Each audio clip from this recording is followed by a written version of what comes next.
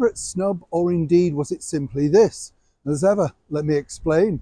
Hi, good morning. How are you? Nice to see you today. And as ever, thank you so much for joining me. Nice to have your company on a wet and windy London. All kicking off over here, by the way. Yes, in the government, David Cameron's back. That's right. Former Prime Minister, now back in the cabinet. Must be strange that, don't you think? It'd be like having your ex-boss leering over you. Not quite sure whether Rishi Sunak's made the right decision there, do you? The former Home Secretary, Suella Braverman, is busy looking at ways to make sure she stays in the limelight. Lovely lady, actually. I did meet her. Very nice lady. You know, obviously not in the job. I understand why she has to be tough. But either way, wow, busy day, busy times, as you can imagine.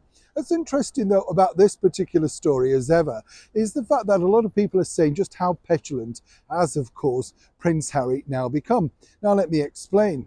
You see, if you remember this thing last week, he released a comedy skit, a video. He's done it before, apparently. And, the problem is, it's timing is everything, isn't it? You know? When you're doing comedy, you do have to know how to work an audience. And you could see that he'd really reread, and rehearsed this particular sort of speech, clearly taking a lot of time to make sure that he got it right. But did it come over as a comedy stand-up thing?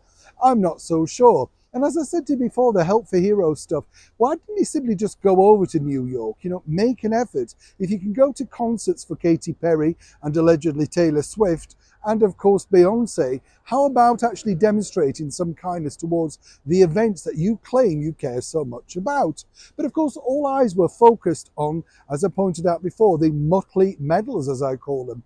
There was Prince Harry, resplendent, with all of his medals for the world to see, just ahead of the Remembrance Weekend over here in the United Kingdom. What was the reason behind this? And more importantly, what was missing? Well, what was actually missing was this. A very kind gesture that had been bestowed on Prince Harry when he returned back here for His Majesty's coronation on May the 6th. A very special coronation medal, right? And a nice one indeed. A portrait of Camilla on one side and a portrait of His Majesty the King on the other. Missing. Where was it? Now, allegedly, you know, he didn't necessarily have to wear it. Obviously, he wanted to make sure this simply resembled a battle, as it were, you know, the things that he'd received during war, particularly from, of course, our late and wonderful monarch, Queen Elizabeth II. Many people were suggesting that this was a direct snub.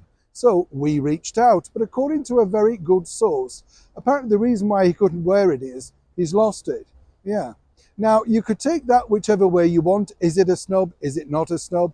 More importantly, should he be wearing it? We know what he felt about Camilla, as he basically painted her to be the wicked stepmother.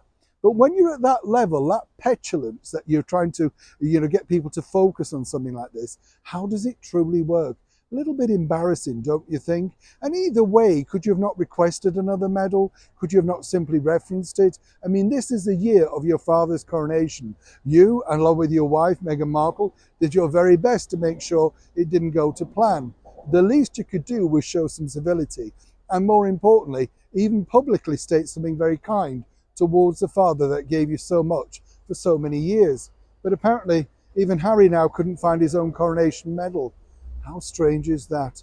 Do you believe it was a snub or not? As ever, I'd love to know what you think in the comments below. It was Sean in the very heart of London.